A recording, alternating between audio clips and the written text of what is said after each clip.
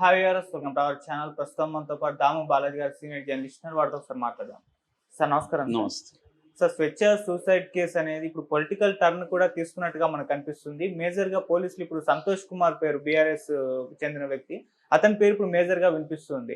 అయితే కాంగ్రెస్ వాళ్ళు కావాలనే బీఆర్ఎస్ ను టార్గెట్ చేయడానికి ఇష్యూని రైజ్ చేస్తున్నారా అన్న చర్చ కూడా జరుగుతుంది. మరి దేని టర్న్, దీన్ని ఏ విధంగా చూడొచ్చు అంటారు? మరి ఇప్పుడు బీఆర్ఎస్ వర్సెస్ కాంగ్రెస్ అయిపోయింది ఈ ఇష్యూలో కూడా, మీరేం చెప్తారు సార్? ఒకప్పుడు ఆంధ్ర పాలిటిక్స్ లో మనకి ఒక డర్టీ పాలిటిక్స్ కోణం ఎక్కువగా ఉండేది. ఎందుకంటే ప్రతిదాన్ని రాజకీయాలకి లాగేయడం, పర్సనల్ గా అటాక్స్ చేయడం అనేది ఆంధ్రప్రదేశ్ రాజకీయాల యొక్క ప్రత్యేక లక్షణం. అది ఇప్పుడు ఇక్కడ కాంగ్రెస్ ప్రభుత్వం వచ్చిన తర్వాత ఇక్కడ కూడా అదే లక్షణం మనకి పెరిగింది. ఈ మధ్యకాలంలో ఏదైనా రాజకీయంగా దాన్ని మార్చేయడం, బీఆర్ఎస్ వర్సెస్ కాంగ్రెస్ చెరువున నిలబడడం అనేది కనబడుతుంది.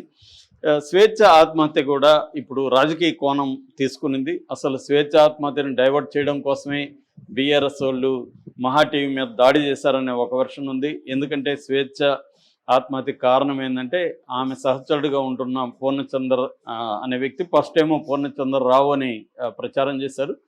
తర్వాత ఇతను రావు కాదు, పూర్ణచంద్ర బాదావత్ ఇతని పేరు. ఇతను ట్రైబల్, అంటే కొంతమంది బంజారా అంటున్నారు, కొంతమంది లంబాడ అంటున్నారు.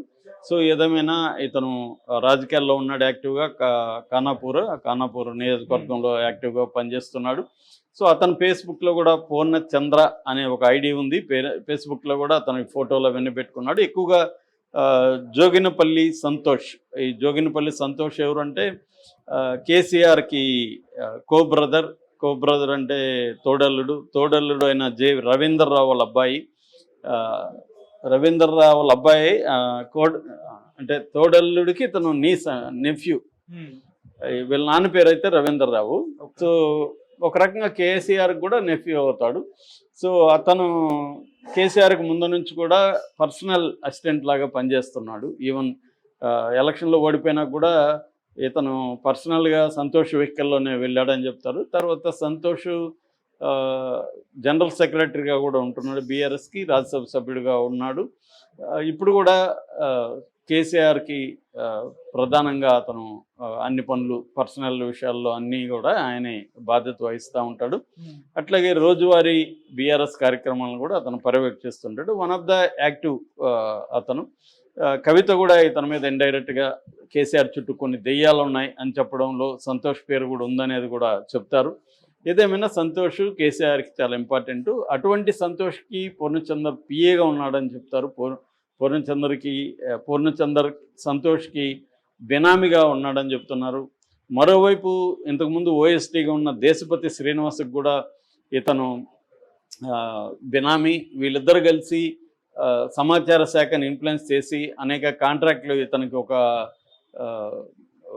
అడ్వర్టైజింగ్ ఏజెన్సీ ఉంది పూర్ణచంద్రకి. అడ్వర్టైజింగ్ ఏజెన్సీకి యాడ్ కాంట్రాక్ట్లు ఇప్పించుకొని వీళ్ళిద్దరు కలిసి చాలా స్కాములు చేశారు అని కూడా పోస్టులు పెడుతున్నారు. సో మరోవైపు ఇతను ఇటు ఈటెల రాజేందర్తో క్లోజ్గా ఉన్న ఫోటోలు ఉన్నాయి. తర్వాత కేటీఆర్తో, హరీష్ రావుతో, కవితతో, వీళ్ళందరితో పూర్ణచంద్ర ఫోటోలు ఉన్నాయి. ఎందుకంటే అతను యాక్టివ్గా ఉండడం ఒకటి. రెండవది ఏంటంటే అతను టీ న్యూస్ ఛానల్లో పనిచేస్తున్నాడు కాబట్టి ఎప్పటి నుంచో. టీ న్యూస్ ఛానల్కి ఇప్పుడు కూడా ఎగ్జిక్యూటివ్ డైరెక్టర్గా సంతోషే ఉంటున్నాడు. అలాగే నమస్తే తెలంగాణ పత్రిక కూడా ఎండీగా, మేనేజింగ్ డైరెక్టర్గా సంతోషే ఉంటున్నాడు. అంటే మీడియా ఇన్ఛార్జిగా కూడా ఒక రకంగా సంతోషే ఉంటున్నాడు కాబట్టి ఈ అమ్మాయి కూడా అక్కడ పనిచేస్తుంది కాబట్టి ఇప్పుడు ఒక కోణం బయట వచ్చింది. అదేంటంటే సంతోష్కి సంబంధించి కొన్ని పనులు చేయమన్నాడు స్వేచ్ఛని పూర్ణచందర్, కానీ ఈ అమ్మాయి నిరాకరించింది.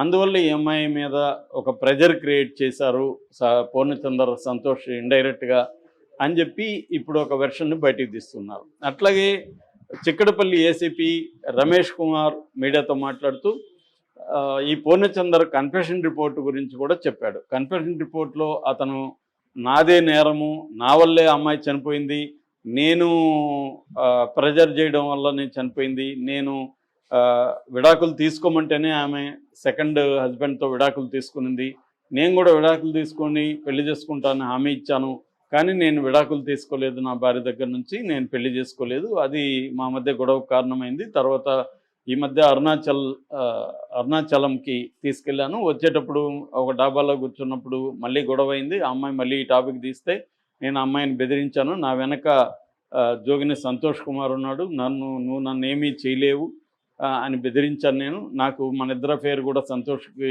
తెలుసు, అవన్నీ నేను చెప్పాను అని బెదిరించాను. సో దాంతో ఆమె బాగా అప్సెట్ అయింది. దానివల్ల ఆమె చనిపోయిందని కన్ఫెస్ చేశాడని చెప్తున్నారు. నిజానికి కన్ఫెషన్ రిపోర్ట్లు ఎప్పుడు కూడా నమ్మలేము, ఎందుకంటే ఇది పోలీస్ వెర్షనే. పోలీసులు కన్ఫెషన్ రిపోర్టు బెదిరించి రాయొచ్చు, లేకపోతే ఇంకేమన్నా చేసి రాయొచ్చు. కోర్టులో కన్ఫెషన్ రిపోర్టు ఒక డాక్యుమెంట్ తప్ప అదేమి అల్టిమేట్ కాదు. రేపు ఈ అబ్బాయి కోర్టులో ఆ కన్ఫెషన్ రిపోర్ట్ తప్పు, నన్ను బెదిరించి వాళ్ళు రాయించుకున్నారు, నేను అసలు నా వల్ల అమ్మాయి చనిపోలేదని కోర్టులో చెప్పాడు అనుకో, అప్పుడు ఈ కన్ఫెషన్ రిపోర్ట్కి పెద్ద వాల్యూ ఏమి ఉండదు.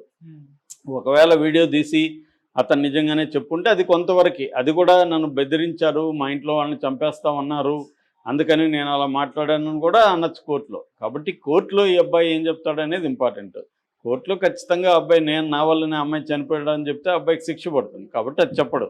కాబట్టి కన్ఫెషన్ రిపోర్ట్లో మనం చూసినప్పుడు ఈ సంతోష్ కుమార్ని ఇరికించడానికి ట్రై చేస్తున్నారా, ఎందుకంటే కాంగ్రెస్ సోషల్ మీడియా కూడా యాక్టివ్గా ఉంది. కాంగ్రెస్ సోషల్ మీడియా రంగంలో దిగి ఈ స్వేచ్ఛ ఎపిసోడ్లకి సంతోష్ కుమార్ని బీఆర్ఎస్ని లాగాలని ట్రై చేస్తున్నట్టు కనబడుతుంది. ఎందుకంటే పూర్ణచందర్ బీఆర్ఎస్లో ఉన్నాడు, చురుగ్గా ఉన్నాడు అనేది ఒకటి. రెండవది ఇంకొక వెర్షన్ ఏంటంటే, నిన్న ఆ అమ్మాయి ఫోటోలు ఒక 2 ఫోటోలు బయటకు వచ్చాయి. అదేంటంటే అమ్మాయి చీర కట్టుకొని తాలిబొట్టు వేసుకుని ఉంది. ఈ ఫోటోల్ని వాళ్ళ నాన్నే రిలీజ్ చేశాడు. మాకు కూడా తెలియదు, ఇప్పుడు ఈ ఫోటోలు చూస్తే అర్థమైంది. ఈ అమ్మాయి అబ్బాయి కలిసి రహస్యంగా కనకదుర్గ టెంపుల్లో విజయవాడలో పెళ్లి చేసుకున్నారు. ఆ విషయాన్ని బయట పెట్టద్దని ఆ అబ్బాయి స్వేచ్ఛకి చెప్పాడు. ఎందుకంటే నేను రాజకీయాల్లో ఉన్నాను, 2వ పెళ్లి చేసుకున్నానని బయటకు వస్తే నాకు రాజకీయ కెరీర్కి ఇబ్బంది అవుతుంది, అందువల్ల నువ్వు బయట పెట్టద్దంటే ఈ అమ్మాయి మాకు కూడా చెప్పలేదు, దాచిపెట్టింది. కానీ ఫోటోలు మాత్రం తీసుకుంది, అవి ఇప్పుడు మాకు దొరికాయని వాళ్ళ నాన్న చెప్పినట్టుగా ఒక పత్రిక రాసి ఆ ఫోటోల్ని 2 ఫోటోలు, అందులో తాళి కూడా ఉంది, నల్ల పూసలు అంటారు కదా అలాంటిది. సో అది బయటకు వచ్చింది. సో అంటే మరి పెళ్లి చేసుకుంటే మళ్ళీ ఈ అమ్మాయి ఎందుకు పెళ్లికి పట్టుబట్టిందంటే, ఇది బహిరంగంగా ప్రకటించమని అమ్మాయి పట్టుబట్టింది. బహిరంగంగా పెళ్లి చేసుకొని, అందరి సమక్షంలో పెళ్లి చేసుకొని పబ్లిక్ చేయాలనేది అమ్మాయికి ఉన్న కోరిక. ఎందుకంటే ఇప్పుడు ఎంత లేదన్నా ఇది రహస్యంగా వాళ్ళ బంధువులకి వాళ్ళకి తెలుసు, కానీ వాళ్ళ ఇంట్లో కూడా ఈ అమ్మాయిని పరిచయం చేయలేదు, ఈ అమ్మాయి అబ్బాయిని పరిచయం చేయలేదు. అట్లాగే ఈ అబ్బాయి కూడా వాళ్ళ బంధువులకు ఎవరు పరిచయం చేయలేదు, పబ్లిక్లో కూడా పెద్దగా తెలియదు. ఈ అమ్మాయి ఈ మధ్య తన పేరు కూడా స్వేచ్ఛ వటార్కర్ ఉన్న పేరుని వటార్కర్ తీసేసి స్వేచ్ఛ పూర్ణచందర్ అని పెట్టుకోవడం, వాళ్ళిద్దరూ ఉన్న ఫోటోల్ని షేర్ చేయడం, ఇవన్నీ కూడా ఈ మధ్య ఏమి చేసింది. దానివల్ల కూడా వాళ్ళిద్దరి మధ్య గొడవ మొదలైంది అనేది చెప్తున్నారు. సో ఇక్కడ ప్రధానంగా ఏంటంటే, ఇది నిజానికి చెప్పాలంటే ఒక వ్యక్తిగత సమస్య, కానీ దీన్ని రాజకీయ కోణంలోకి కూడా తీసుకొస్తున్నట్టుగా కాంగ్రెస్ పార్టీ కనిపిస్తుంది. ఎందుకంటే ఈ మధ్య మనం కొన్ని చూస్తుంటే పోస్టులు ఎలా ఉన్నాయంటే చాలా నీచంగా ఉన్నాయి పోస్టులు, కానీ రాజకీయ నాయకులు మాట్లాడేది కానీ. ఈ ముఖ్యంగా ఫోన్ ట్యాపింగ్ కేసులు మొదటి నుంచి కూడా కేటీఆర్కి సినిమా హీరోయిన్లకి మధ్య సంబంధాన్ని అంటగడుతూ, కొంతమంది సినిమా హీరోయిన్ల పేర్లు కూడా ఓపెన్గా చెప్పేస్తూ డిస్కస్ చేస్తూ ఉండడం, వాళ్ళ ఇళ్లల్లో ప్రాబ్లమ్స్ రావడం మనం చూసాము. కొండా సురేఖ లాంటి మంత్రి ఓపెన్గా అతి నీచంగా కామెంట్లు పెట్టడం, నాగార్జున గురించి చెప్పడం. సో ఇవన్నీ చూసాం మనం. అట్లాగే వీళ్ళు కూడా బీఆర్ఎస్ఎల్ కూడా రేవంత్ రెడ్డి మీద అత్యంత నీచమైన ఆరోపణలు చేయడం. ఆయన ఎక్కడో అపార్ట్మెంట్కి వెళ్ళాడు, అక్కడ ఒక హీరోయిన్ కోసం వెళ్ళాడు, అక్కడ వాళ్ళు గుర్తుపట్టకుండా ఈ నా పేరు గేట్ దగ్గర ఈయన కోపం వచ్చింది, చివరికి హీరోయిన్ ఫోన్ చేసి లోపలికి పంపింది. ఇట్లాంటి వెర్షన్ వాళ్ళు కూడా ప్రచారం చేస్తున్నారు. అంటే ఇరువైపులా వీళ్ళు ఏదో తెలుగు స్క్రైబా అట్లాంటిది సైట్ వీళ్ళు పెడితే, వాళ్ళు తెలంగాణ స్క్రైబ్ అని వాళ్ళు పెట్టి, ఇలాగా రకరకాలుగా ఇక్కడ కూడా మొదలైంది మీడియా వార్ అనేది. ఎందుకంటే కేటీఆర్ ముందు నుంచి కూడా ఓడిపోయినాక చెప్పింది ఏంటంటే, మాకు కానీ ఒక 100 సోషల్ మీడియా అకౌంట్లు యూట్యూబ్ ఛానళ్ళు ఉంటే మేమే గెలిచుండేవాళ్ళం, ఈ దుష్ప్రచారాన్ని ఎదుర్కోవడంలో మేము ఫెయిల్ అయ్యాము, మీడియా పరంగా మేము లేము, తెలుగుదేశం మీడియా అంతా రేవంత్ రెడ్డికి సపోర్ట్ చేసింది అనేది ఆయన చెప్పాడు. సో అందువల్ల వాళ్ళు కూడా బీఆర్ఎస్ వాళ్ళు కూడా ఇది గుర్తించి వాళ్ళు కూడా సోషల్ మీడియాని ఒక ప్లాన్ ప్రకారం యాక్టివ్గా చేయడం, కొన్ని ఛానళ్ళు పెట్టుకోవడం అవన్నీ చేసింది. రేవంత్ రెడ్డి కూడా తనకు అనుకూలంగా కొన్ని బిగ్ టీవీ లాంటి వాళ్ళని పెట్టుకున్నారని చెప్తారు. అట్లాగే ఆల్రెడీ తెలుగుదేశం ఛానల్ అంతా కూడా రేవంత్ రెడ్డికి అనుకూలంగా మీడియా బలంగా ఉంది. సో ఒక రకంగా మీడియా వారు వ్యక్తిగతంగా వారు జరుగుతున్న కాంటెక్స్ట్లో స్వేచ్ఛ చనిపోవడంతో దాన్ని కూడా ఇప్పుడు రాజకీయ కోణంలోకి తిప్పేసి ఈ